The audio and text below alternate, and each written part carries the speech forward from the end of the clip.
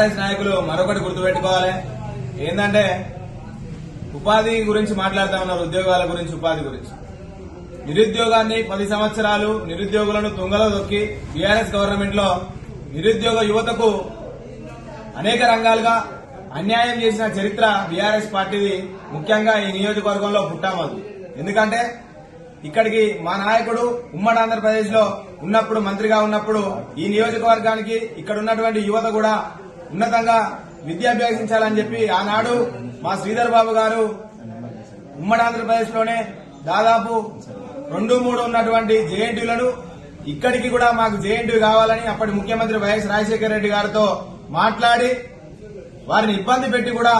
ఇక్కడికి జేఎన్టీని తీసుకొచ్చి ఇక్కడ జేఎన్టీలో నిరుద్యోగులంతా కూడా చదువుకొని ఉద్యోగులుగా ఉండాలని చెప్పి ఇక్కడ ఉన్న యువతకు కొంత ఉపాధి కూడా కలుగుతుందని చెప్పి అప్పుడు శ్రీధర్ బాబు గారు జేఎన్టీని తీసుకొచ్చి ఇక్కడ నిర్మాణించి జేఎన్టీలో ఉద్యోగ అవకాశాలు ఇప్పిస్తే 2014 గాడుపులో కొట్టుకొచ్చిన పుట్టామదు అప్పుడు ఉన్నటువంటి ఎవరైతే ఫ్యాకల్టీ ఉన్నారో అక్కడ నాన్ టీచింగ్ ఉన్నటువంటి ఫ్యాకల్టీ అందరూ కూడా తీసేసి వారికి సంబంధించిన వారిని కాంట్రాక్టర్లు కమిషన్లతో సహా మా దగ్గర ఆధారాలున్నాయి. ఇక్కడ మా ధనవాడ వారే ముఖ్యంగా ఉన్నారు. వారందరినీ కూడా తీసేసి 2 లక్షలు 3 లక్షలు ఇచ్చి పెట్టించిన చరిత్ర బీఆర్ఎస్ పార్టీది పుట్టామదు అని చెప్పి మరోసారి తెలియజేస్తూ ఈ నియోజకవర్గానికి శ్రీధర్ బాబు గారు విద్యారంగాన్ని అభివృద్ది చెందాలనే ఆలోచనతో ఈ నియోజకవర్గానికి పాలిటెక్నిక్ కళాశాలను తీసుకొచ్చాడు, ఐటీఐ కళాశాలను తీసుకొచ్చాడు. మండలానికో ఇంటర్ కళాశాల 2-3 మండలాలకు కలిపి డిగ్రీ కళాశాలను తీసుకొచ్చి ఈ నియోజకవర్గంలో ఉన్నటువంటి యువత అంతా కూడా ఉన్నతంగా చదువుకోవాలి, విద్యా పరంగా బలంగా ఉండాలని చెప్పి విద్యతోనే ప్రతి ఒక్కటి కూడా మనము అందుకోవచ్చు అని చెప్పి మోడల్ స్కూళ్లు,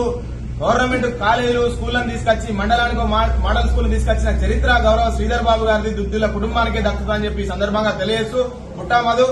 మీ నాయకులు ఎవరైతే ఉన్నారో ఈ కాటారం మండలానికి సంబంధించిన నాయకులు 10 సంవత్సరాలు ఈ కాటారం మండలంలో నువ్వు అగ్రవర్ణాలకు మార్కెట్ కమిటీ చైర్మన్ పదవులను అమ్ముకుంటే మా నాయకుడు శ్రీధర్ బాబు గారు మార్కెట్ కమిటీ రిజర్వేషన్ వచ్చిన వెంటనే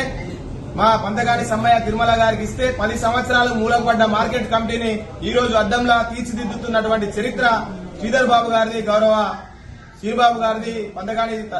తిరుమల సమ్మయ్య గారిది అని చెప్పి సందర్భంగా తెలియజేస్తూ 5 కోట్లతోటి గోడౌన్లు కడుతూ 2 కోట్లతోని కంపౌండ్ వాళ్లు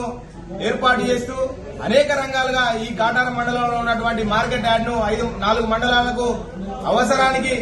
కంటే ఎక్కువనే ఈ 4 మండలాల్లో ఉన్నటువంటి ప్రజలకు అవసర నిమిత్తం కంటే ఎక్కువనే ఉపయోగకర విధంగా ఉండాలని చెప్పి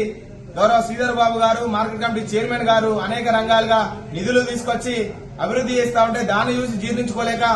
అభివృద్ది ఎక్కడ కూడా జరగద్దు, అంతా కూడా మూలకే పడాలి, అట్లయితేనే నా ఆటలు నా మనగడ సాగుతా అనుకుంటున్నా పుట్టామదు. రానున్న ఎన్నికల్లో ఈ నియోజకవర్గ ప్రజలు